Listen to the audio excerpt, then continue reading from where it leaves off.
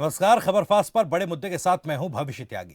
आज केंद्र सरकार की ओर से फाइनेंशियल ईयर 2022 से इसका बजट पेश किया गया। यह बजट इन्फ्लेशन और बेरोजगारी की चुनौतियों के बीच पेश किया गया है। इस बजट पर आम जनता से लेकर विपक्षी दलों की नजरें थी। हालांकि सरकार ने आम लोगों को कोई खास राहत नहीं दी है।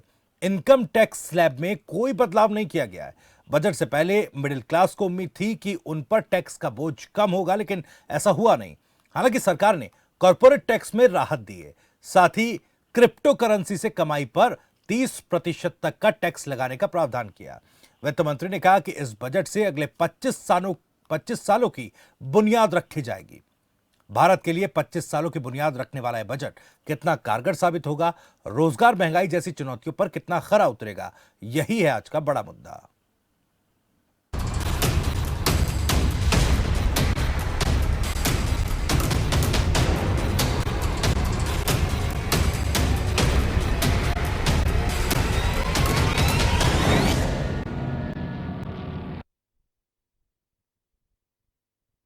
तो चलिए सबसे पहले आपको बता देते हैं कि आज सदन में पेश किए गए आम बजट 2022-23 में क्या कुछ खास रहा, क्या राहत मिली है और क्या क्या चुनौतियां रही हैं।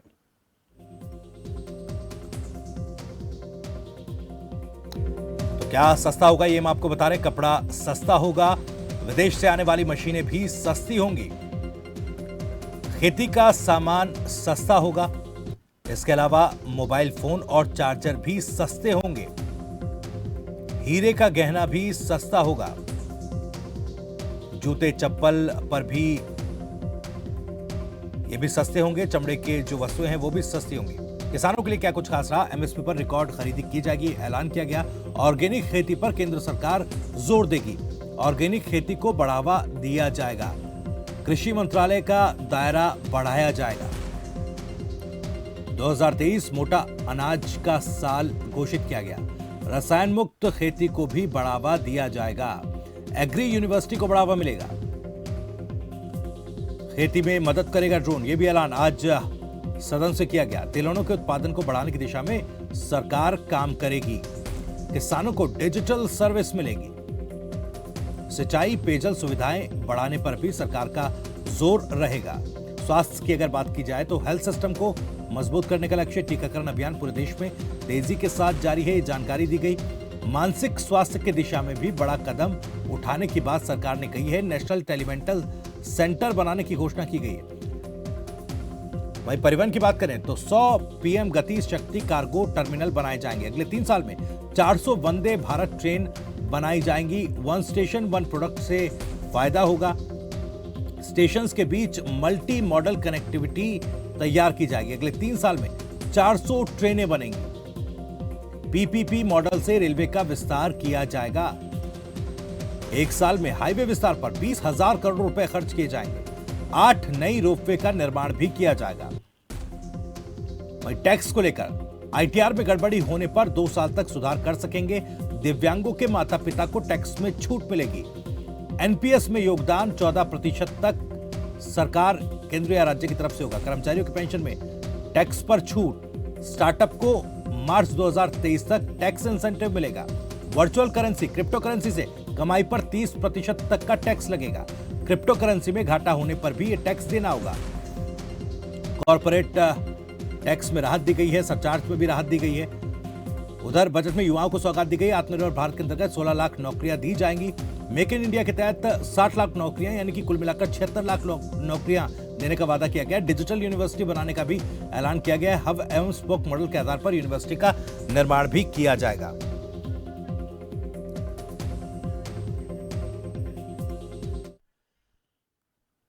तो वहीं प्रधानमंत्री नरेंद्र मोदी ने आम बजट को लेकर कहा कि यह बजट 100 साल की भयंकर आपदा के बीच विकास का नया विश्वास लेकर आया है।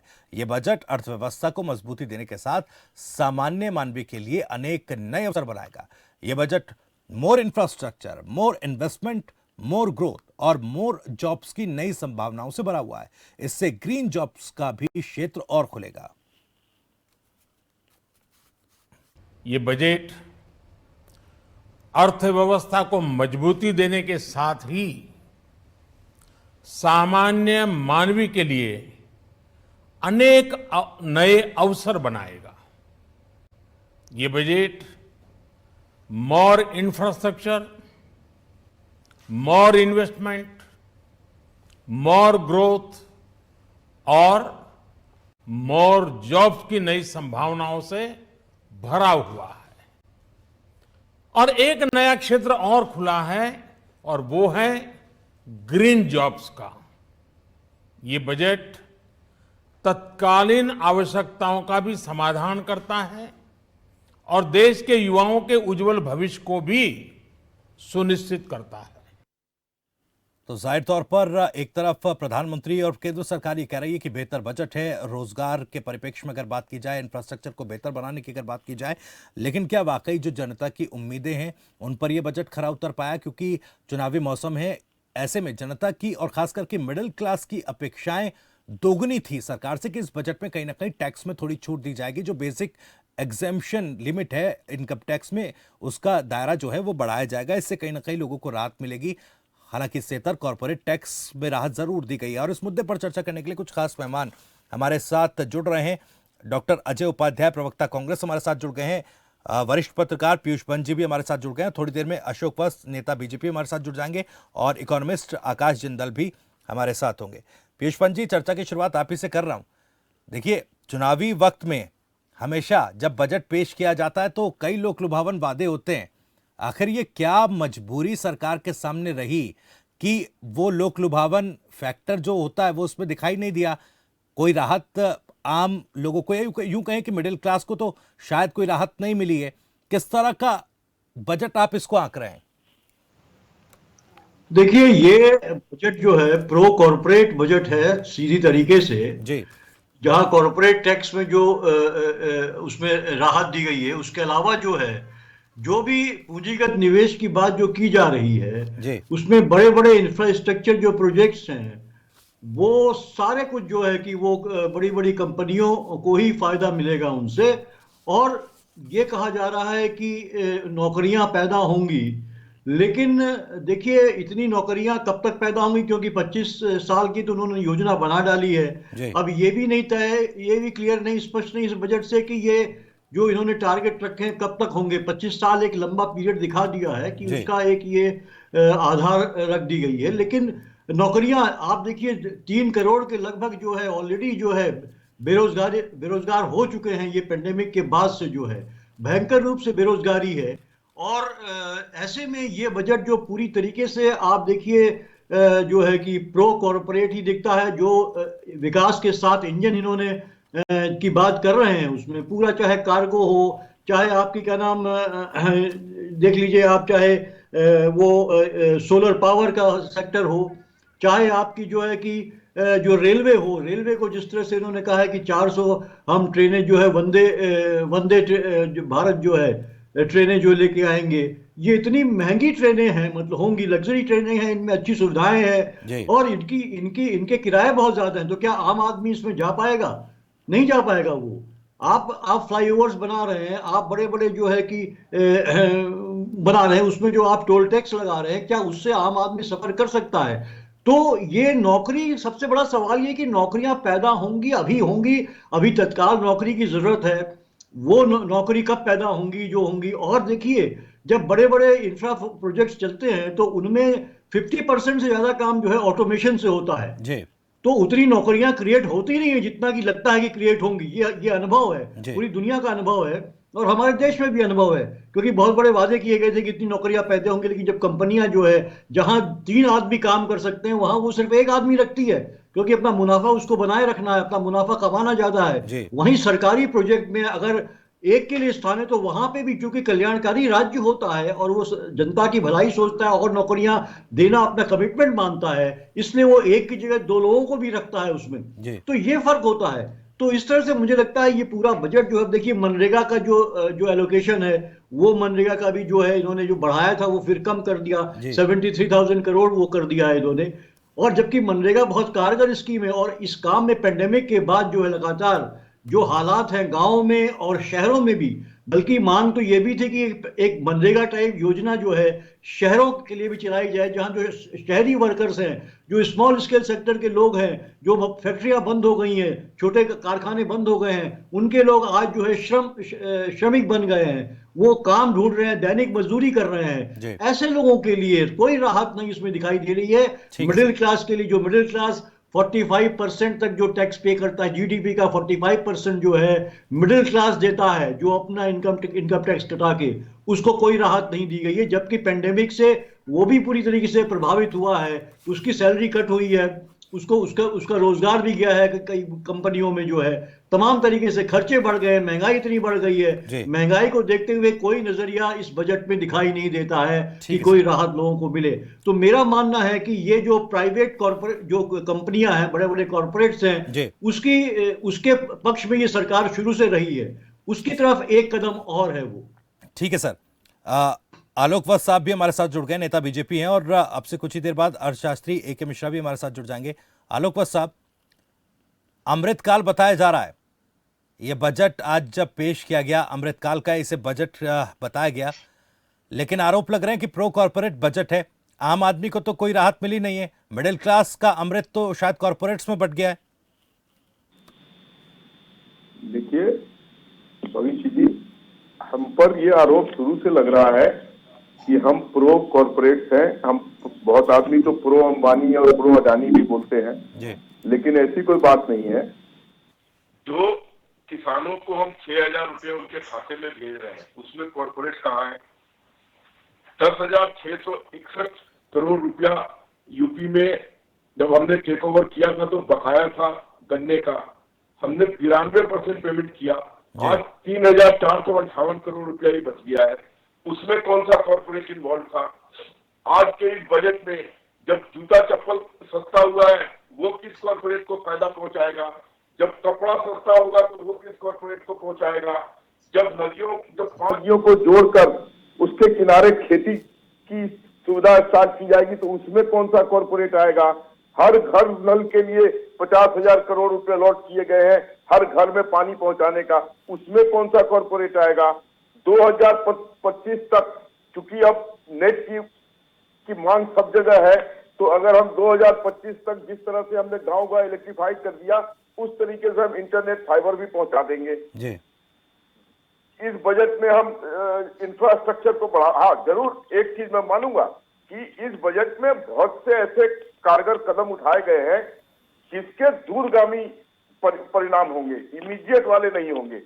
लेकिन आप ये चीज देखिए कि बैंकिंग स्टार्ट हो रही है, वंदे भारत ट्रेनें स्टार्ट हो रही है, ई कॉमर्स स्टार्ट हो रहा, ये सब नहीं। ठीक है सर, आप कह रहे हैं कि दूरगामी परिणाम होंगे, लेकिन देश जो है, जैसा पीयूष पंत साहब भी कह रहे हैं कि एक भयंकर बेरोजगारी से जूझ रहा है, इन्फ्लेशन से जूझ रहा है सर, तत्काल लोगों को राहत चाहिए।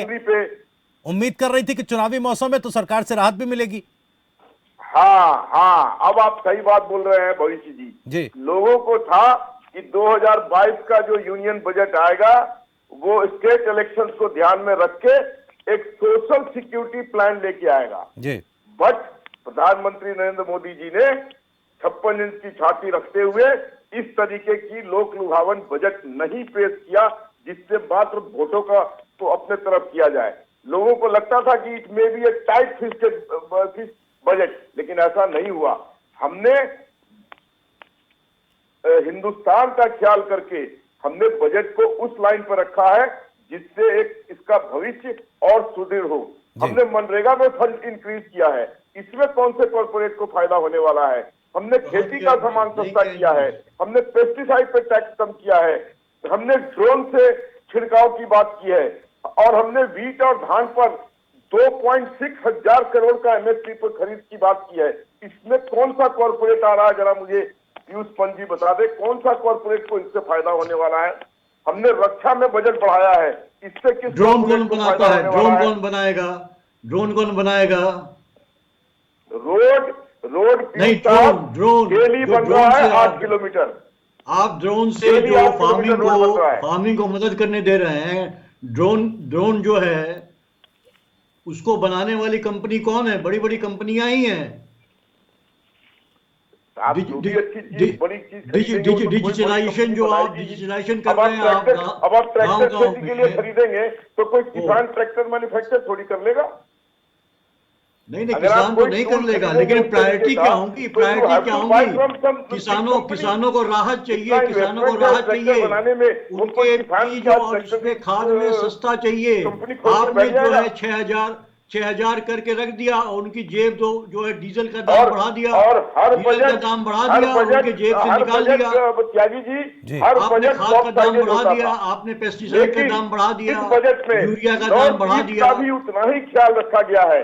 हमने पर्वतमाला योजना चालू की है, जिससे हिमाचल, उत्तरांचल, नॉर्थ ईस्ट ये सारे की कनेक्टिविटी हो जाएगी इंटरनेट से, और इनके यहाँ भी तेजी से डेवलपमेंट आएगी। चलिए ठीक तो है ये सर, सब चीजें, ठीक है, मैं लौटूंगा आपके पास। सारे चीजों को लॉन्ग टर्म कैपिटल गेन पर हमने टैक्स फ्री किया 15%। इससे ठीक है सर, मैं लौट रहा हूँ आपके पास। अजय उपाध्याय हमारे साथ जुड़े हुए हैं, कांग्रेस प्रवक्ता हैं। अजय उपाध्याय जी, वत्स साहब तो कह रहे हैं कि भाई देखिए, जो नेताओं की या यूं कहें कि सरकारों की परंपराएं रही हैं, चुनाव के वक्त में लोक लुभावन वादे करने की, उस तरह का बजट पेश नहीं किया गया। सीधे तौर पर दूरगामी परिणाम 25 सालों की बुनियाद रखकर दूरगामी परिणामों को देखते हुए बजट पेश किया गया है। आपका रिएक्शन?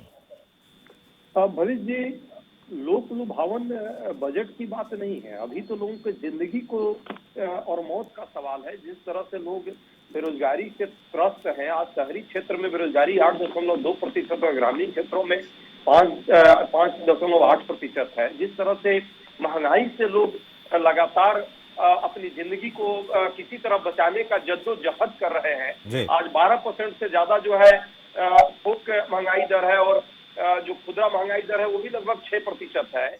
इस तरह के समय में जब कोविड के कारण लोगों की आमदनी लगभग 84% परिवारों की आमदनी कम हो गई है, और किसी न किसी तरह से वो सब किसी तरह अपनी लाइफ को बचाना, अपना जीवन चलाने का प्रयास कर रहे हैं, क्या ऐसी स्थिति में सरकार का कोई ड्यूटी दायित्व तो नहीं होता है? क्या किसानों के लिए, नौजवानों के लिए रोजगार की जरूरत, किसानों के लिए राहत की जरूरत, जो छोटे छोटे एमएसएमई जो उद्योग हैं, लघु उद्योग हैं, सूक्ष्म उद्योग हैं, कुटीर उद्योग हैं, 60 लाख के करीब जो है आज बंद हो चुके हैं हमेशा के लिए। अब बताइए, इस पर क्या कोई चर्चा, कोई सरकार को राहत देने की जरूरत नहीं थी? आज 4 करोड़ 60 लाख परिवार जो है बेहद निर्मम गरीबी की तरफ बढ़ गया। जो मध्यम पर लोअर मिडिल क्लास का व्यक्ति था, वो अब गरीबी से अपने को राहत चाहता है। क्या सरकार को इसकी कोई ड्यूटी नहीं बनती है? अभी आलोक जी ने कहा कि मनरेगा पर बजट बढ़ गया है। आलोक जी को पढ़ के आना चाहिए था। मनरेगा पर 27% जो है उन्होंने डाउन किया है। सब्सिडी पर ओवरऑल देखेंगे तो मेजर कट हुआ है, और लाभ किसको दिया है? कारपोरेट टैक्स, जो कारपोरेट टैक्स पहले भी कम की थी ये सरकार, और उसके कारण स्टेट एक्सचेंजर में जो है भारी मात्रा में कमी आई थी। अब पुनः वो करके कहीं ना कहीं उसको लाभ देना चाह रही है। जिस तरह से ये पूरे प्रोसेस में ये कहा जा रहा है कि जो हम इंफ्रास्ट्रक्चर डेवलप करेंगे, वो इंफ्रास्ट्रक्चर किसके लिए और किस आधार पर तैयार हो रहा है, इसको भी जरा देखने की जरूरत है। रेलवे को प्राइवेटाइज करने का इसमें पूरी तरह पॉलिसी अपनाया है। आपको पता है रेलवे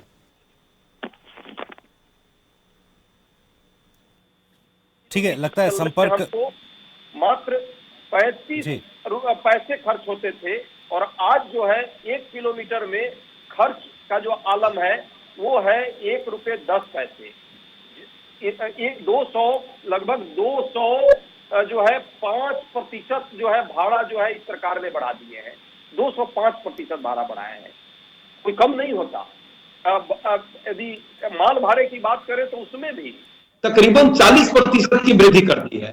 तो ये सरकार सिर्फ बड़े बड़े पूंजीपतियों की रक्षा करना चाहती है। सामान्य लोगों को या तो गरीब से गरीबी और निर्मम गरीबी की तरफ ले जाना चाहती है। मध्यम वर्ग के लिए कोई राहत का पैकेज नहीं है। क्या यदि इनकम टैक्स मध्यम वर्ग ही देने के लिए पैदा हुआ है इस देश में, कि एक तो कमाए किसी तरह जद्दोजहद करके, थोड़ा बहुत यदि उसको इनकम हो तो सरकार को पहले तो डायरेक्ट टैक्स में दे दे, और उसके बाद महंगाई के कारण इनडायरेक्ट टैक्स में दे दे, और बड़े बड़े पूंजीपतियों की जो इनके 2, 4, 10 मित्र हैं, उनकी संपत्ति प्रतिरोज 1000 करोड़ रुपए बढ़े, और सामान्य लोगों की आमदनी जो है दिन दूनी रात चौगुनी खत्म होती जाए, घटती जाए। ये सरकार सिर्फ खींचने का काम कर रही है मध्यम वर्ग और गरीब लोगों से, और पूंजीपतियों को सींचने का काम कर रही है। ये बजट स्पष्ट उसी दिशा में है। ये 2022-23 का बजट में नहीं मानता, 2025 और 26 का भी बजट नहीं है। ये 45-46 बजट लेकर के आए हैं ताकि अभी से पूंजीपति मित्रों के लिए रोड मैप तैयार कर रहे हैं, रेलवे में, बाकी चीजों में, कनेक्टिविटी में। ठीक है सर, ब्रेक का वक्त हो रहा है, लेकिन ठीक है, मैं आऊंगा आपके पास। लेकिन ए.के. मिश्रा साहब भी हमारे साथ जुड़ गए हैं सर। ए.के. मिश्रा साहब इकोनॉमिस्ट हमारे साथ जुड़ गए हैं। मिश्रा साहब, ये बजट 2022-23 जो यूनियन बजट पेश हुआ है, उन चुनौतियों के बीच जहां इन्फ्लेशन पर बात हो रही थी, बेरोजगारी पर बात हो रही थी, किस तरह से आंक रहे हैं आप इस बजट को? क्योंकि देखिए, मिडिल क्लास को उम्मीद थी टैक्स स्लैब में राहत मिलेगी, कॉर्पोरेट टैक्स में थोड़ी राहत जरूर मिली है, बाकी मोर्चों पर भी किस तरह से आप देख रहे हैं? देखिए, बजट में गवर्नमेंट के सामने दो चुनौतियां हैं, स्पेशली भाजपा के साथ। पहली चीज, जो नेशनल इंटरनेशनल लेवल के प्रोजेक्ट चल रहे हैं, रोड इंफ्रा, जिसमें बहुत ज्यादा पैसा लगता है, डिफेंस वगैरह को, उसको सिक्योर करना, पैसा चाहिए। दूसरा ये होता है कि पैसा आएगा कहाँ से। तीसरा टास्क ये होता है कि जिसको लोक लुभावन बजट बोलते हैं कि इमीडिएट बेनिफिट कॉमन पब्लिक को दिया जाए। ये तीन चैलेंजेस हैं। इस बजट को अगर देखना होगा तो इकोनॉमीज ऑफ स्केल जो एक कॉन्सेप्ट होता है इकोनॉमी का, क्योंकि बजट भी इकोनॉमी का ही पार्ट है, एक सिस्टम है, उसको समझना पड़ेगा। एक जगह से गवर्नमेंट पैसा लेगी और दूसरे जगह उसको लगाना भी है। यही कारण है कि कॉमन पीपल के लिए जैसे टैक्स में कोई छूट नहीं दी गई है। ये चीजें ये बताती हैं कि गवर्नमेंट का फोकस सस्टेनेबल ग्रोथ पे है। इकोनॉमीज ऑफ स्केल के हिसाब से आप आउटपुट इतनी बढ़ा दीजिए, प्रोडक्टिविटी इतनी बढ़ा दीजिए कि पर कैपिटा जो है वो अपने आप सस्टेन होना शुरू हो जाता है, उनकी परफॉर्मेंस बढ़नी शुरू हो जाती है। एक एग्जांपल समझिए, आपकी इनकम अगर 10 लाख है तो आप चाहे 2-5% ज्यादा टैक्स रिबेट ले लीजिए, आप उसमें हल्के महसूस होने लगेंगे। या गवर्नमेंट ये करे कि आपकी इनकम को 10 लाख से बढ़ा के 20 लाख कर दे, टैक्स में छूट ना दे, लेकिन आपका नेट प्रॉफिट बढ़ जाता है, नेट इनकम बढ़ जाती है। तो गवर्नमेंट इसी मूड में है कि हम रिलैक्सेशन नहीं देंगे, लेकिन हम आपको ऐसी योजनाएं देंगे कि जो कि आपकी इनकम को बढ़ाएगी। ये पहली चीज हो गई जो बजट जिस प्रिंसिपल पे बना है इकोनॉमी ऑफ स्केल के हिसाब से। दूसरी चीजें ये हो गई, फोकस यहाँ पे देखा जाए तो इमीडिएट बेनिफिट नहीं है। अगर इमीडिएट बेनिफिट है जरूरतमंदों के लिए तो वो डिजिटलाइज्ड करके डायरेक्ट जो है उन लोगों को दिया जा रहा है जिनको जरूरत है। आधार कार्ड वगैरह इन सब से लिंक करके रियल टाइम डाटा उनके पास है, एक्चुअल कंडीशन क्या है। बिचौलिए वगैरह का रास्ता साफ कर दिया गया है, चाहे वो कोई भी फील्ड रहा हो। तीसरी चीज ये है कि पहले बहुत सारी चीजें अधिकारी लोग मिलके करते थे, अब टेक्नोलॉजी का यूज हो रहा है। ड्रोन के थ्रू आपके खेत की मैपिंग होगी, किसी भी रोड की मैपिंग होगी, रियल टाइम एनालिसिस और डाटा पहुंचता रहेगा, तो भ्रष्टाचार पे लगाम लगेगा। तो प्रिंसिपल बेस देखा जाए, जो फ्यूचरिस्टिक बजट होना चाहिए जिसका इम्पैक्ट फ्यूचर पे भी पड़े। एक बार अगर कोई हाईवे एक्सप्रेस बन गया तो उसके रिजल्ट 100 साल तक आते रहते हैं, हर आदमी को बेनिफिट मिलता है। इस मामले में मैं बजट को बहुत सुंदर मानता हूं। जिन लोगों की शिकायत ये है कि हमें इमीडिएट बेनिफिट नहीं मिला, मैं ये बोलता हूं एक बार राष्ट्र निर्माण हो जाने दीजिए, इमीडिएट की जगह छोड़िए, आपको आपकी पीढ़ियों तक को बेनिफिट मिलता रहेगा।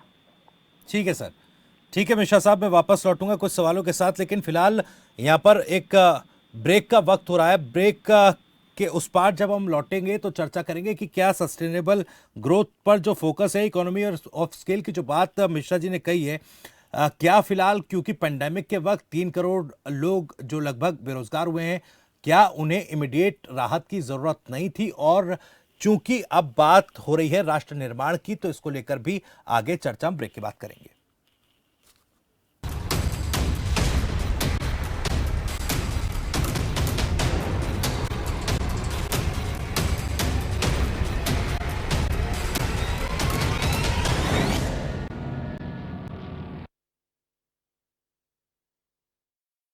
लाखों किसानों का भरोसा असीस फीड। बाकी फीड बोलते नंबर 1 है, कुछ टाइम दूध भी बढ़ाते हैं, लेकिन पशुओं को देखो, बीमारी, कमजोरी। 2 दिन का फायदा, फिर घाटा ही घाटा। फीड का असली काम करे असीस फीड। ये पशु की सेहत बनाए और बरकरार रखे। नतीजा सालों साल बेहतर दूध, बीमारियों से लड़ने की ताकत और बच्चे जनने की काबिलियत। बेहतर दूध, बेहतर स्वास्थ्य सालों साल। क्या आप भी हैं लंबी बीमारी से परेशान? जाने माने डॉक्टर बताएंगे आपकी समस्या का समाधान। देखिए आपका डॉक्टर अब नए समय पर शाम 6:25 पर सिर्फ खबर फास्ट पर।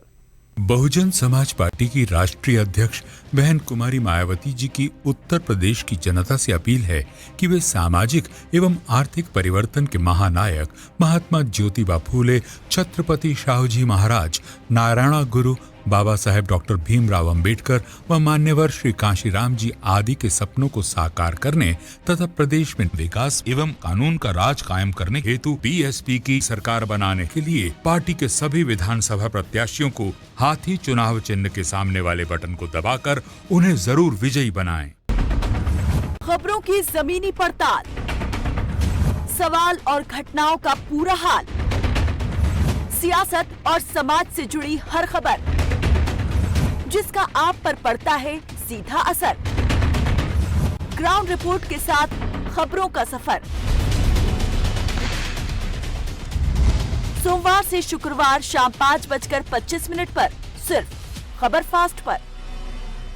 खास जड़ी बूटियों से बना पेट सफा आयुर्वेदिक चूर्ण आज ही ले आएं। पेट सफा पहली रात से ही असर दिखाता है और इसकी आदत भी नहीं पड़ती। पेट सफा हर रोग दफा। कबीर अमृतजाइन सिरप 3-in-1 फॉर्मूला के साथ एक ही बोतल में 3 गुण, लिवर टॉनिक भी है, एंजाइम भी है और एंटासिड भी है। इसके हैं कई फायदे। शराब से होने वाले साइड इफेक्ट से राहत में सहायक, आपके लिवर को बनाए अंदर से स्ट्रॉन्ग। आयुर्वेदिक अर्क पद्धति द्वारा निर्मित कबीर अमृतजाइन सिरप। अंबाला छावनी में स्थित Microtechnic energy solution unit of Microtechnic company जो इलेक्ट्रिक स्कूटर बनाती है, अब कंपनी ने प्रदूषण रहित 4 खास रंगों के साथ अलीटावा और स्टेला 2 नए स्कूटर लॉन्च किए हैं जो cruise control system, central locking system, anti theft alarm खूबियों से लैस हैं और आईकैट से अप्रूव्ड हैं। वहीं लिथियम बैटरी से चलने वाले ये इलेक्ट्रिक स्कूटर 200 किलो तक वजन ले जाने में सक्षम हैं। ऑटो कट की सुविधा के साथ 3 से 4 घंटे में चार्ज हो जाते हैं और फुल चार्ज होने के बाद 55 से 120 किलोमीटर की दूरी तय करने जैसी खूबियां इनको खास बनाती हैं। मुल्तानी कोका कफ सिरप, तुलसी, वसा, यस्ती मधु, पिपली के गुणों से भरपूर जो खांसी पर करे तुरंत असर, ताकि बदलते मौसम के साथ आप न बदलें। अरे भैया तुम्हें कब से क्या? लोग ऐसी गंभीर समस्या को हंसी मजाक में उड़ाते। खास जड़ी बूटियों से बना पेट सफा आयुर्वेदिक चूर्ण आज ही ले आएं। पेट सफा पहली रात से ही असर दिखाता है और इसकी आदत भी नहीं पड़ती। पेट सफा हर रोग दफा।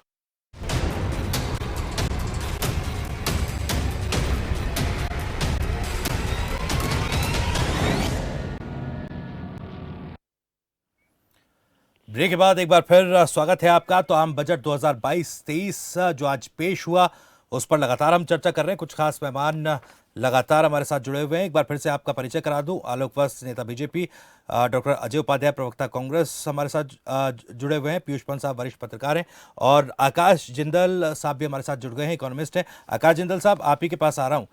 देखिए, जिस तरह से उम्मीद की जा रही थी और हम चर्चा भी कर रहे थे कि इस बार बहुत कुछ ज़्यादा केंद्र सरकार के पास है नहीं जो बांटा जा सके आम लोगों के बीच। टैक्स स्लैब में राहत की उम्मीद थी, वो मिला नहीं है। टैक्स से लेकर क्रिप्टो तक किस तरह से आप आंक रहे हैं इस पूरे बजट को? प्रश्न अच्छे से सुन नहीं पाया, बट जो आपने कहा है बजट को कैसे आंक रहा हूं जी, मेरे हिसाब से एक बजट विजनरी बजट है। इस बजट से बहुत सा एम्प्लॉयमेंट जनरेट होगा, इस बजट से इन्फ्लेशन कंट्रोल होगा। ये बजट जो है हमें जो 5 ट्रिलियन इकोनॉमी का हम एक ड्रीम लेके चल रहे हैं उसकी तरफ लेके जाएगा जी। और एक ये विजनरी बजट है। देखिए, इस बजट में क्या है, डायरेक्ट रिलीफ कुछ लोग एक्सपेक्ट कर रहे थे। लोगों की एक्सपेक्टेशन क्या थी कि इनकम टैक्स स्लैब में एग्जम्पशन आ जाएंगी, एटीसी में एग्जम्पशन बढ़ जाएंगी, अपेरेंटली कुछ चीजें आ जाएंगी। वो अपेरेंट चीजें नहीं आई क्योंकि हम सब जानते हैं सरकार की बैलेंस शीट भी कोरोना कॉज रिसेशन की वजह से उतनी स्ट्रांग नहीं थी। बट इस बजट में कुछ ऐसी चीजें की गई हैं जो विजनरी है। 20,000 करोड़ का इंफ्रास्ट्रक्चर। अब इससे क्या होगा, बहुत सी जॉब जनरेशन होगी। आज की तारीख में कोरोना कॉज रिसेशन की वजह से सबसे ज्यादा इंपैक्टेड है तो जॉब मार्केट। बहुत से लोग अनएम्प्लॉयड हैं, many people salaries have been reduced, many people have not got increments. तो आज की तारीख में इससे बहुत ज्यादा एम्प्लॉयमेंट जनरेशन हर लेवल पे हो जाएगा, जो इंफ्रास्ट्रक्चर का एक मेजर एलोकेशन आ रहा है।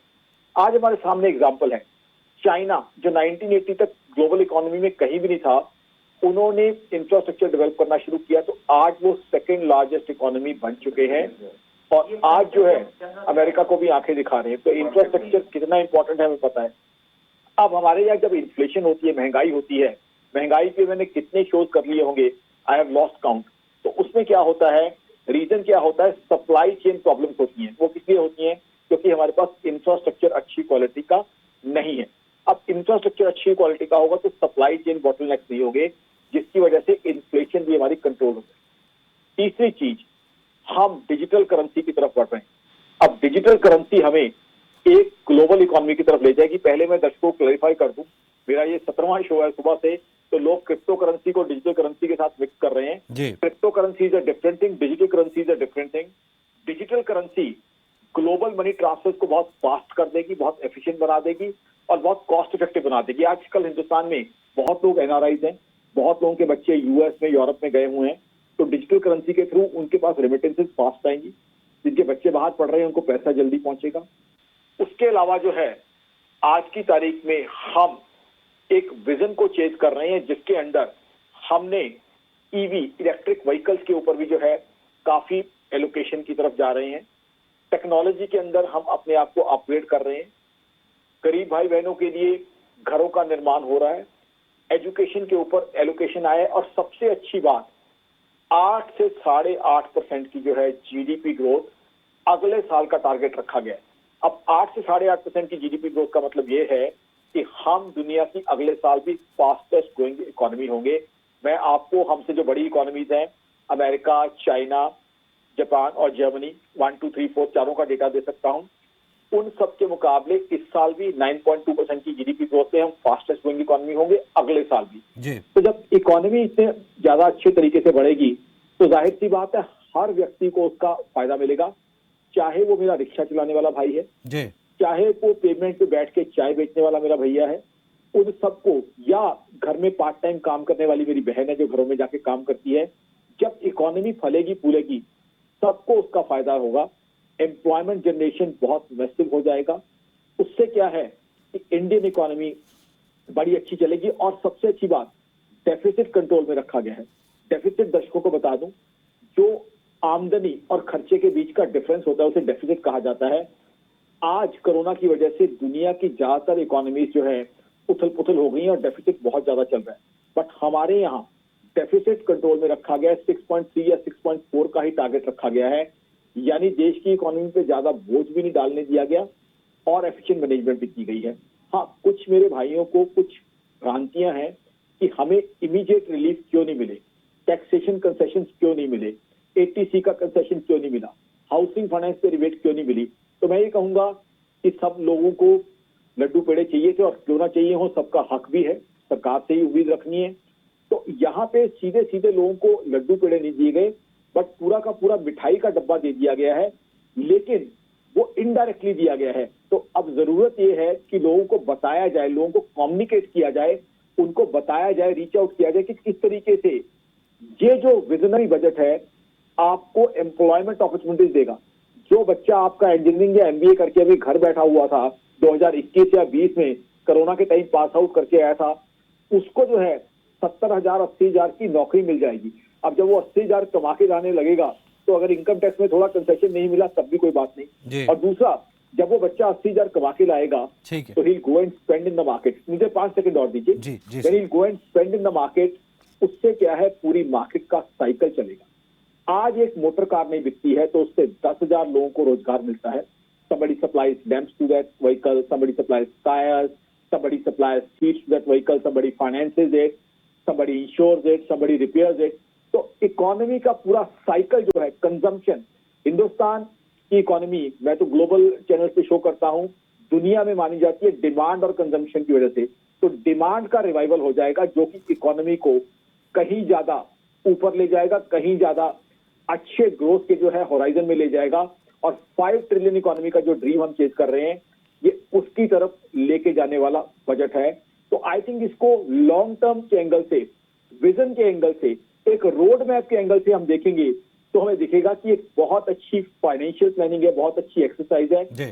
जो लिमिटेड रिसोर्सेज सरकार के पास थे उनको बड़े अच्छे तरीके से यूटिलाइज करने का एक बहुत बढ़िया जो है ये प्लान बनाया गया है। तो आई थिंक एक बहुत बढ़िया बजट है। हाँ, पब्लिक तक कम्युनिकेट करना, ठीक है सर। रीच आउट करना, उनको चीजें कम्युनिकेट करना बहुत जरूरी। ठीक है सर, मैं वापस लौटूंगा आपके पास। अजय उपाध्याय भी कुछ रिएक्ट करना चाह रहे हैं, आपके पास भी आऊंगा अजय जी।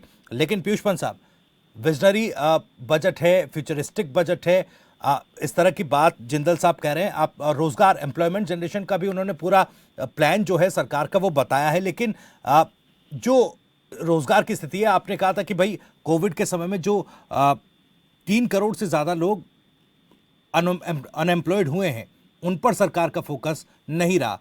उस पर मैं आपका कमेंट चाहूंगा। के बात की जी, तब ये आंकड़े पिछले 1 साल 3 करोड़ से ज्यादा लोग जो है बेरोजगार हो गए हैं, उनको क्या एड्रेस करता है ये बजट? देखिए, अभी ए.के. मिश्रा जी थे और उसके बाद अभी जिंदल साहब, दोनों ये कह रहे हैं, इनके कहने का तात्पर्य ये है कि अभी आप जो है भूखे मर जाइए, आपको ये गारंटी है कि आपका बच्चे को जो है खाने को जो लड्डू मिलेंगे, इसकी क्या गारंटी है?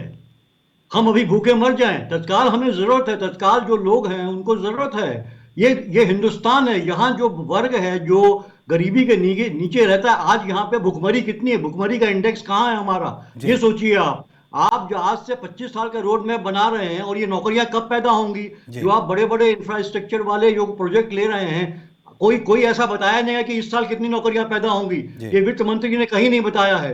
और देखिए, ये हम 2014 से देख रहे हैं कि 15 लाख से लेके आपके खाते में आएगा से लेके हम इतनी बड़ी बड़ी आपने रिफॉर्म्स किए, इकोनॉमिक रिफॉर्म्स का दावा किया, और उसके बाद हुआ क्या? आपकी जीडीपी माइनस में चली गई। पेंडेमिक के पहले की बात है, और लगातार बेरोजगारी बढ़ रही है। लगातार आप अगर आंकड़े देखिए तो जॉब जनरेशन हो ही नहीं रहा है, और आप जो है कि निवेश कर रहे हैं बाहर से, प्राइवेट पूंजी निवेश आ नहीं रहा है। क्यों नहीं आ रहा है? एनपीए बढ़ रहा है, उनको आप कंसेशन दे रहे हैं। सारे इंफ्रास्ट्रक्चर से फायदा किसको मिल रहा है? पूरा रेलवे प्राइवेटाइज कर रहे हैं, यूजर फी लगा के। देखिए, ट्रिपल पी के अंडर में सारे प्रोजेक्ट जा रहे हैं। लगाए, जनता का पैसा लगे, उसका जो है कि मुनाफा कमाए वो प्राइवेट सेक्टर। यही हो रहा है, और यूजर फी लगा के आप बियॉन्ड रीच बना रहे हैं। रेलवे में आपने यही किया, रोड में आप जो बड़ी बड़ी बना रहे हैं जो रोड, उसमें यही हो रहा है। आपको टोल टैक्स इतना महंगा हो रहा है कि आप गाड़ी से जा नहीं सकते, आप बस से नहीं जा सकते, आपको ट्रेन पकड़नी होगी। ट्रेन भी आप जो बना रहे हैं, 400 ट्रेन लाएंगे आप, ठीक है। जो ट्रेन ला रहे हैं वंदे मातरम, जो वंदे भारत ट्रेन, वो देखिए, वो बहुत लग्जूरियस ट्रेन है, अच्छी खासी फैसिलिटीज है, लेकिन क्या आम आदमी उसमें जा पाएगा? क्या वो किसको कैटर कर रहे हैं आप एक क्लास को कैटर कर रहे हैं आप 1% पीपल, लगातार उनकी इनकम बढ़ती जा रही है, बाकी आदमी अब नीचे चला जा रहा है। तो हमें देखिए एक डिस्ट्रीब्यूटिव इकोनॉमी बनानी पड़ेगी जहां सबको जो है बराबर मिले। ये नहीं कि जो है कि एक आदमी, कुछ लोग जो है आगे बढ़ते चले जाएं और इकोनॉमी हम बनाएं कि 5 ट्रिलियन इकोनॉमी हो जाएगी, लेकिन उसमें जो है कुछ लोग जो आगे बढ़ते चले जाएं, बाकी लोगों को कुछ हासिल ना हो, वो भूखे मरे। आज आपका जो है भुखमरी का इंडेक्स खुद देख लीजिए क्या कहता है। 135वें नंबर पे हैं आप, जो है पादान पे हैं आप। 165 या 150 का जो बनता है उसमें 135 पे हैं आप। कहां खड़े हैं?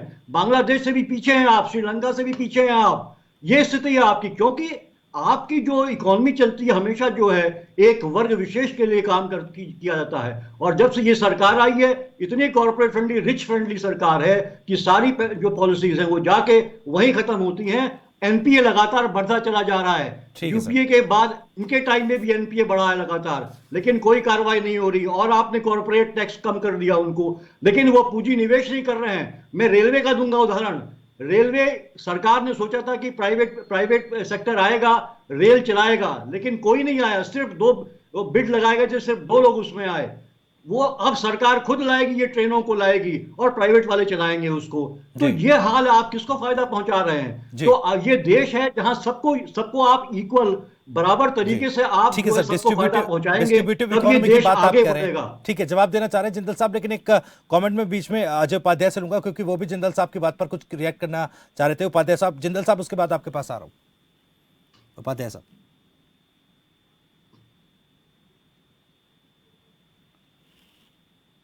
उपाध्याय साहब, मेरी आवाज आप तक पहुंच पा रही है? लगता है संपर्क उनसे टूट गया, दोबारा उनसे रिकनेक्ट करेंगे, उनकी बात लेंगे। जिंदल साहब, आप रिएक्ट करना चाह रहे थे पंत साहब की बात पर। देखिए, उसमें मैं कुछ क्लैरिफिकेशन आपके सामने रखना चाहूंगा।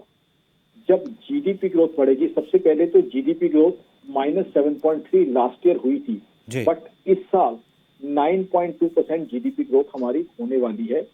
अगले साल 8 से 8.5% जीडीपी ग्रोथ होने वाली है। इस साल की जीडीपी ग्रोथ हमें फास्टेस्ट ग्रोइंग इकोनॉमी जो है दुनिया की मेजर इकोनॉमी में बनाती है। मेरे मित्र चाहेंगे तो मैं उनके सामने यूएस का, चाइना का, जापान, जर्मनी जो 1, 2, 3, 4 बड़ी इकोनॉमी है उनका डेटा रखूंगा। जिस इकोनॉमी को हमने बीट किया, जो अंग्रेज हम पे राज करते थे, उनसे आगे हमारी इकोनॉमी है, वो भी हमसे पीछे, फ्रांस भी हमसे पीछे, तो सारा डेटा आपके सामने में रख सकता हूँ। अगले साल भी हम फास्टेस्ट ग्रोइंग इकोनॉमी होने वाले हैं। तो जब जीडीपी बढ़ेगी तो उसका फायदा अपने आप सबको मिलेगा ही मिलेगा। जब जीडीपी बढ़ेगी तो मेरा वो भाई जो सड़क पे बैठ के चाय बेचता है उसकी चाय भी ज्यादा बिकेगी। मेरा वो भाई जो रिक्शा चलाता है उसकी रिक्शा को हायर ज्यादा लोग करेंगे और उससे रिक्शा के लिए ज्यादा पैसे मिलेंगे। मेरी वो बहन जो घरों में जाके पार्ट टाइम काम करती है उसको भी बेटर तनख्वाह मिलेगी। ये तो दुनिया का असूल है। जब जीडीपी बढ़ेगी तो हर एक को उसका कुछ ना कुछ फायदा जरूर मिलेगा। तो ये डेटा है, और ये जो डेटा है मेरा अपना डेटा नहीं है, ये ग्लोबल एजेंसी जिस डेटा को एनालाइज करती है वो है, और उसका प्रूफ आपके सामने है। आज हिंदुस्तान की स्टॉक मार्केट सेंसेक्स हमारा 57-58 हजार के आसपास चल रहा है, आज भी अच्छी ग्रोथ रही है। उसमें दुनिया भर के इन्वेस्टर्स पैसा लगा रहे हैं, चाहे अमेरिकन हो, चाहे यूरोपियन हो, चाहे ऑस्ट्रेलियन हो, चाहे जापानीज हो। तो सारी दुनिया के इन्वेस्टर हिंदुस्तान की इकोनॉमी में कॉन्फिडेंस शो कर रहे हैं। वो दिखा रहे हैं कि हिंदुस्तान की इकोनॉमी कितनी स्ट्रांग है। उन्हें हिंदुस्तान की इकोनॉमी में विश्वास है, तभी तो वो पैसा लगा रहे हैं यहाँ पे आके। अब हमारी इकोनॉमी 5th लार्जेस्ट इकोनॉमी बनी है, उसमें दमखम है, तभी तो वो इकोनॉमी 5th लार्जेस्ट इकोनॉमी बनी है। जहां तक ये बात है कि बच्चों को रोजगार मिलना चाहिए, बिल्कुल मैं हमारे मित्र के बिल्कुल साथ हूँ। बच्चों को रोजगार मिलना ही चाहिए, सबसे पहली प्रायोरिटी होनी थी। लेकिन ये रोजगार 25 साल बाद नहीं मिलेगा मेरे मित्र। जो एलोकेशन है वो इस साल का है, तो वो रोजगार 15 दिन या 1 महीने में जैसे ये इंफ्रास्ट्रक्चर के प्रोजेक्ट रोल ऑन होंगे उसी टाइम मिलना शुरू हो जाएगा। वो तो 25 साल का है, वो तो एक विजन है, बट ये एलोकेशन जो बजट की है वो तो इस साल के लिए है। तो जाहिर सी बात है वो रोजगार जनरेट 25 साल बाद नहीं होगा, अभी होगा। बिल्कुल मैं आपके साथ हूँ मेरे दोस्त, आज ही भोजन मिलना चाहिए। मैं भी आपकी तरह हूँ, जैसे आपको चाहिए वैसे मुझे चाहिए। बिल्कुल मैं आपकी बात का पूरा एंडोर्स करता हूँ कि अगर भूख आज लगी है तो I can't stay hungry for 4 days. आज ही भोजन मिलना चाहिए, और मेरे हिसाब से आज भोजन मिलने की तैयारी की तरफ बढ़ने वाला ये बजट है। सर। अब इंफ्रास्ट्रक्चर के जब प्रोजेक्ट ले होंगे, जब इंफ्रास्ट्रक्चर बनेगा उसी टाइम लोगों को रोजगार मिलेगा। रोजगार तब नहीं मिलेगा जब मेट्रो चलेगी या हाईवे के ऊपर बसें चलेंगी, तब तो रोजगार मिलेगा ही मिलेगा। लेकिन जब मेट्रो के लिए आप पिलर्स लगाएंगे, जब आप सड़क की कंस्ट्रक्शन शुरू करेंगे, जब आप सड़क के लिए डिगिंग करना शुरू करेंगे। ठीक है सर, आप जो कह रहे हैं कि इंफ्रास्ट्रक्चर पर जिस तरह से काम करने की बात सरकार ने कही है, जिस तरह से प्रोजेक्ट्स रोल ऑन होंगे, उसी के साथ जॉब्स भी रोल ऑन होंगे। ठीक है सर, मैं आऊंगा आपके पास।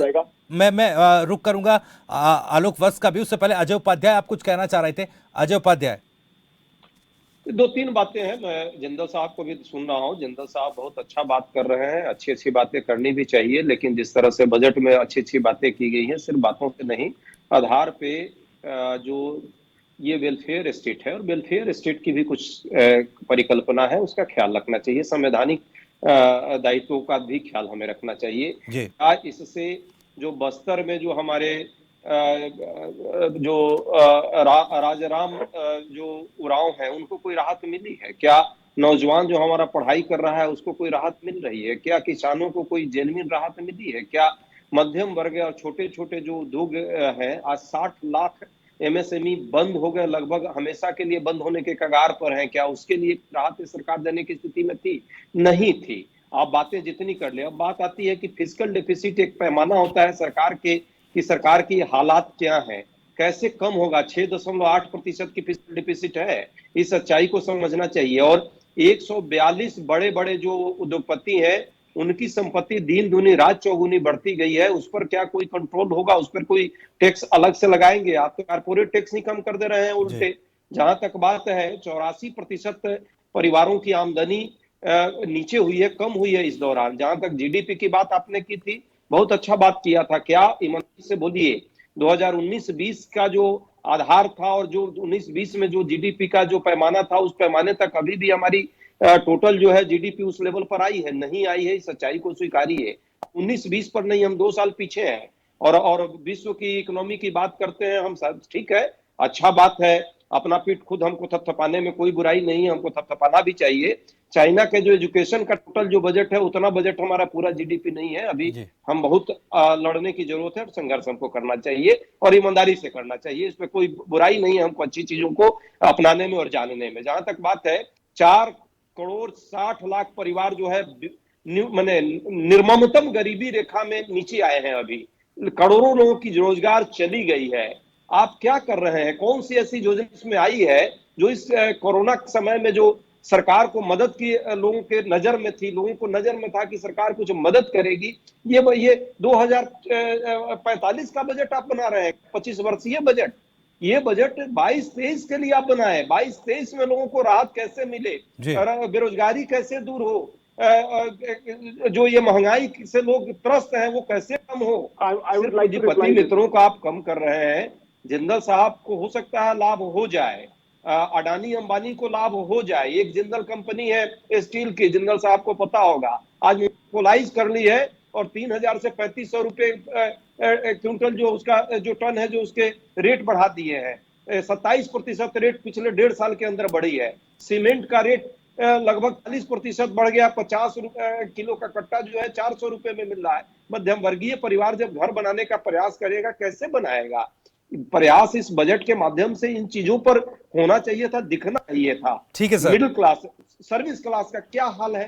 रेडी खोमचे वाले की बात कर रहे हैं, छोटे छोटे कहते हैं कि पकौड़ा बनाना भी रोजगार है। हम तो कहते हैं मान लीजिए वो भी रोजगार लोग चला लेता, लेकिन खोमचे वाले ठीक है सर, मैं जवाब ले लेता हूँ जरा। ठीक है जिंदल साहब आपके पास भी आऊंगा मैं। ठीक है, आप भी जवाब दीजिएगा, लेकिन एक बार क्योंकि काफी देर से मैंने आलोक बस का रुख नहीं किया है। बस साहब, ये 25 साल का सपना दिखाकर जो 22-23 के वित्तीय मसले हैं, क्या उससे स्पिन देना चाह रही है सरकार?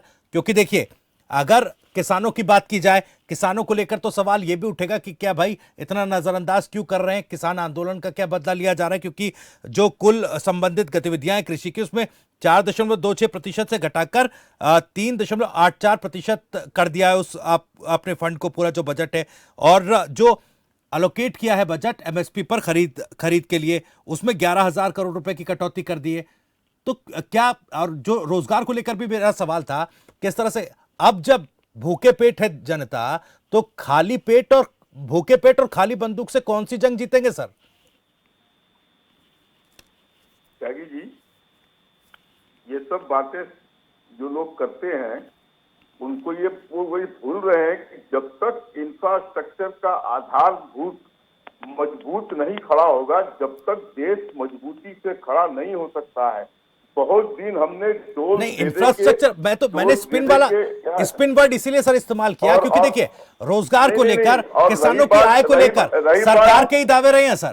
2 करोड़ रोजगार देने का टारगेट था 2022 तक, किसानों की आय दोगुनी करने का टारगेट था 2022 तक। अब 25 साल का टारगेट आप दे रहे हैं। जब रही बात डोज की, तो वो भी कर रहे हैं हम। 80,000 करोड़ जनता को हमने राशन मुहैया कराया और अभी भी करा रहे हैं। तो ये कहना कि कोई भूखे मर रहा है, ये बिल्कुल गलत बयान है। लेकिन एक चीज जान लीजिए, इस गवर्नमेंट को physical deficit between expenditure and revenue को चेक में रखना के लिए उसने बहुत सी मदद की उपाय लाए हैं। फिजिकल ईयर में 21 में वो 9.5 था, जो फिजिकल ईयर 22 में 6.8 पर लाने की बात हो रही है, और 26 तक इसे हम 7.5% पर ले आके छोड़ देंगे। इससे इकोनॉमी को गति मिलेगी। आज वर्ल्ड के one of the fastest growing economy में हमारा भी नाम आ रहा है। तो इन बातों को आप क्यों नजरअंदाज कर रहे हैं? आप कह रहे हैं कि रिक्शे वाले को क्या मिला, उसको क्या मिला। फिर आपको पता है निर्यात में इतनी ज्यादा बढ़ोतरी हो गई है कि मांगे आदमी नहीं मिल रहा है। There is shortage of people in the export sector, specially in cotton and hosiery sector. आपको आदमी नहीं मिल रहा है मशीन चलाने के लिए।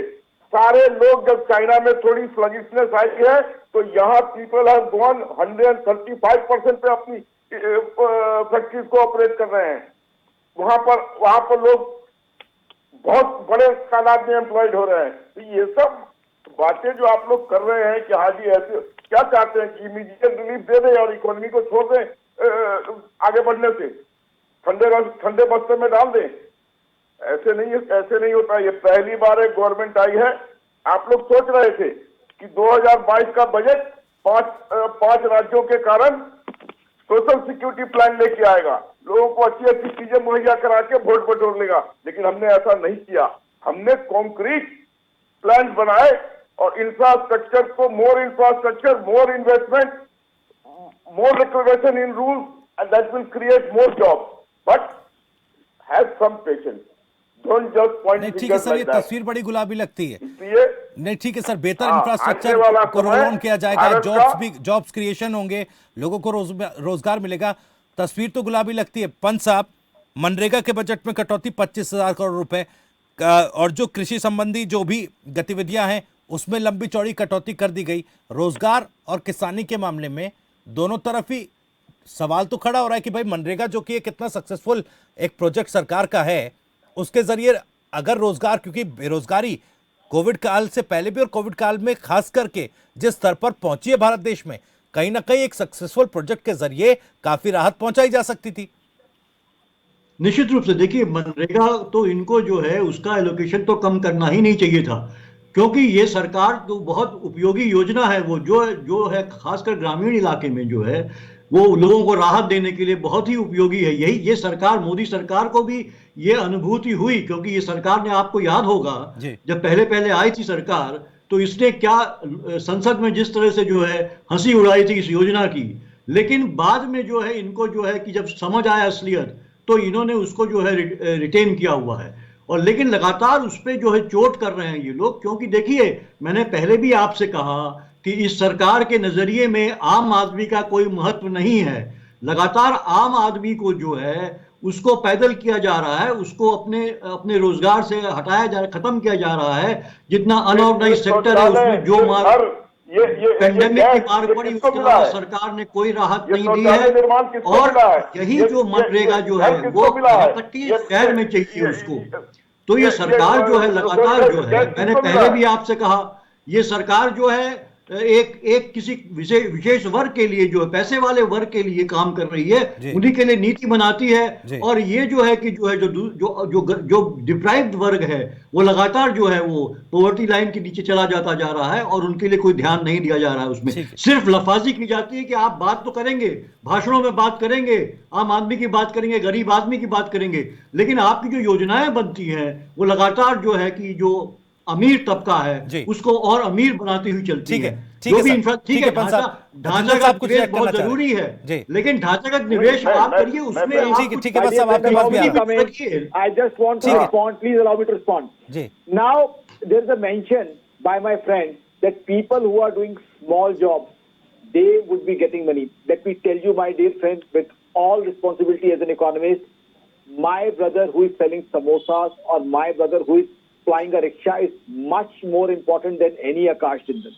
And Akash Jindal may be driving a 25 lakh vehicle, but my brother who is earning 500 rupees daily by selling samosas on the pavement or selling tea is a much more important constituent. Now this employment generation would get more money in the pocket of my brother who is selling samosas, who is selling tea, who is a daily wage worker. When there would be huge infrastructure deployment, what would happen? Labor would be deficient. My brother who is earning 500 rupees as a daily laborer will be getting 700 rupees as a daily worker. So a builder has to go to villages to get people to work. A mason would get higher salary. A painter, a plumber would get higher salary. It is already happening. What about automation? What about automation? This is how America has grown. This is how China has grown. ठीक है, एक आखिरी चुनावी सवाल, ठीक है, बस अब मैं आऊंगा। उपाध्याय साहब, क्या चुनावों पर फर्क पड़ेगा? क्योंकि आम जनता तो उम्मीद लगा के बैठी थी, निगाहें सरकार पर थी, कुछ राहत देगी, कुछ फायदा आपको होने जा रहा है क्या? देखिए, फायदे का और घाटे का प्रश्न नहीं है भविष्य जी, मैं बार बार कर रहा हूं, ये देश के भविष्य का प्रश्न है, आम गरीब नौजवान के भविष्य का प्रश्न है। ये जो अभी संगठित क्षेत्र की बात कर रहे थे, 93% रोजगार और संगठित क्षेत्र पैदा करता है। इस चीज को समझने की जरूरत है, और उसमें लोगों के पास रोजी रोजगार नहीं है, वो रोड पर भटक रहे हैं। आप आइए देखिए, दिल्ली के लेबर चौक, नोएडा के लेबर चौक पर कि कितने मजदूर बैठे हुए, उनको काम नहीं मिल रहा है। आइए, मैं तो अभी पौड़ी गढ़वाल में हूँ, श्रीनगर में, आप आकर देखिए यहाँ की हालात क्या है इन गरीब सुदूरवर्ती एरिया की। इनको रोजगार, ये इंफ्रास्ट्रक्चर 2045 में जरूर आप पैदा कीजिए, उसके लिए अलग से योजनाएं 5 वर्षीय या 25 वर्षीय योजना बनाइए। ठीक है सर, ठीक है, वक्त मेरे पास कम है। वक्त साहब, फ्यूचरिस्टिक प्लान तो आपने दिखा दिया कि बेहतर इंफ्रास्ट्रक्चर होगा, जॉब क्रिएशन काफी ज्यादा होगी, लोगों को रोजगार मिलेगा, एक गुलाबी तस्वीर है, ठीक है, बहुत ज्यादा बहस की गुंजाइश बची नहीं है इस मुद्दे पर, लेकिन चुनावी लिहाज से मैं सवाल पूछता हूँ, क्योंकि जो राहत की उम्मीद आम लोगों को थी, ये जो प्लान, ये जो बजट का प्लान, बजट को लेकर जो प्लान आपने किया, ये कन्वे कर पाएंगे क्या उन लोगों को चुनाव से पहले जो उम्मीद लगाकर बैठे थे? बिल्कुल बिल्कुल। मैं तो पहले पंत जी से पूछना चाहता हूं कि जो ये शौचालयों का लाखों लाख निर्माण हुआ, जो ये घर का निर्माण हुआ और जो ये पेयजल की व्यवस्था की गई, ये किस कॉर्पोरेट आदमी को मिला? ये गरीबों को नहीं मिला। नहीं तो सर, सवाल तो फिर 3 करोड़ लोग बेरोजगार हुए, उनको लेकर भी तो हम सवाल पूछ रहे हैं कि उन्हीं को तो इमीडिएट जो राहत है वो चाहिए, उनको लेकर कुछ किया नहीं, सवाल तो उस तरफ भी उठेगा। आमदनी कम हुई, भी आम लोगों की कम हुई, जिस तरह से 4.5 करोड़ लोग गरीबी रेखा के लिए नीचे आ गए, गरीब हो गए हैं, निर्ममता उनके साथ। चलिए ठीक है सर, ठीक है, ठीक है, माफी के साथ मैं रोकना चाहूंगा, ठीक है सर, माफी के साथ रोकना चाहूंगा आप सभी मेहमानों को। अशोक वत्स साहब बहुत बहुत शुक्रिया, डॉक्टर अजय उपाध्याय आप भी डिबेट में शामिल हुए, बहुत बहुत शुक्रिया, आकाश जिंदल साहब आपका भी बहुत बहुत शुक्रिया, पीयूष पंत साहब आपका भी बहुत बहुत शुक्रिया, और ए के मिश्रा साहब भी कुछ वक्त के लिए हमारे साथ इस डिबेट में शामिल हुए थे। ए के मिश्रा साहब आपका भी बहुत बहुत शुक्रिया। तो फिलहाल आज आम बजट 2022-23 पेश कर दिया गया है। हालांकि कुछ राहत की उम्मीद मिडिल क्लास तबके को थी, टैक्स स्लैब में थोड़ी छूट दी जाए, ये राहत की उम्मीद लगाए जरूर बैठे थे, लेकिन फिलहाल एक फ्यूचरिस्टिक प्लान, एक फ्यूचरिस्टिक बजट की तस्वीर जरूर दिखाई गई है, लेकिन क्या इसका चुनावी असर पड़ेगा, यह आने वाला वक्त तय करेगा। फिलहाल बड़े मुद्दा में इतना ही। नमस्कार।